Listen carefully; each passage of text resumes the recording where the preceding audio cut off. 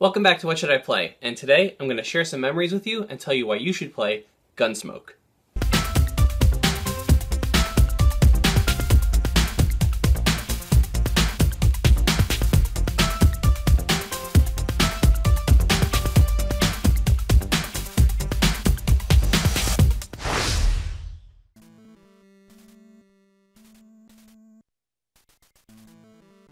Gunsmoke was released in arcades worldwide in 1985 and ported to the NES home console, among others, starting in 1988. Similar to Red Dead Revolver, its spiritual successor, you play as a cowboy who works to help fight back against bandits who are invading a western town. There's so many great things about this game, I can only think of one complaint I have, which I'll get out of the way now. There are some pretty lame naming conventions. A main character named Billy Bob and the town of Hicksville are just flat out uninspired.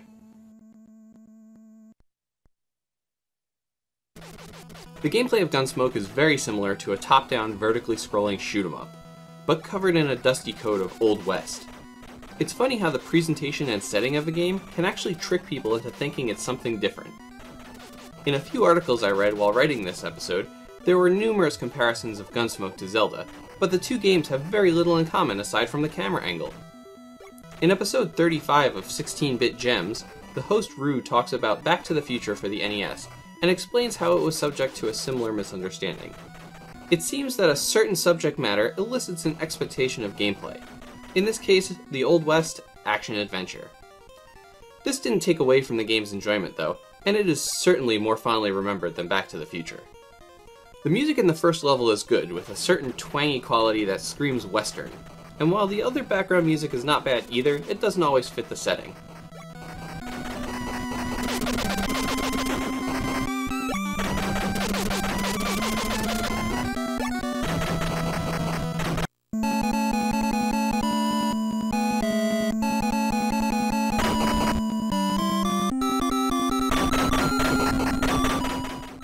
From a gameplay perspective, Gunsmoke handles well and utilizes the A and B buttons in a novel way, to fire diagonally right, diagonally left, or straight forward.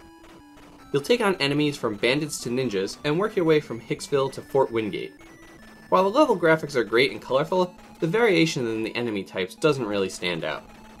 One interesting mechanic in Gunsmoke is the way you acquire power-ups. Normally you would expect to pick them up as they were strategically positioned or randomly appeared as item drops. But in this game, instead of power-ups, you get money. This money can be used to purchase power-ups and wanted posters to unlock boss battles. Now, I never had the instructions to this game, so when playing as a kid, I never knew you needed a wanted poster to progress. I often spent my hard-earned money on the horse power-up and ammo for guns I hadn't yet unlocked, and on top of that, I don't ever recall finding the hidden wanted poster either. So my childhood memories of this game consist of only playing the first level on a loop the whole time.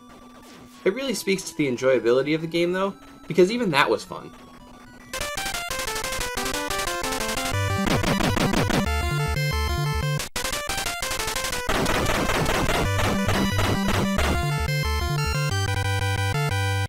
Do you have any memories of Gunsmoke? Have you ever been caught in a game because you missed something simple? Let me know in the comments below. And as always, thanks for tuning in.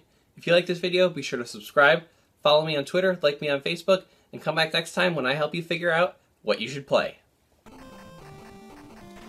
Click here to check out last week's episode.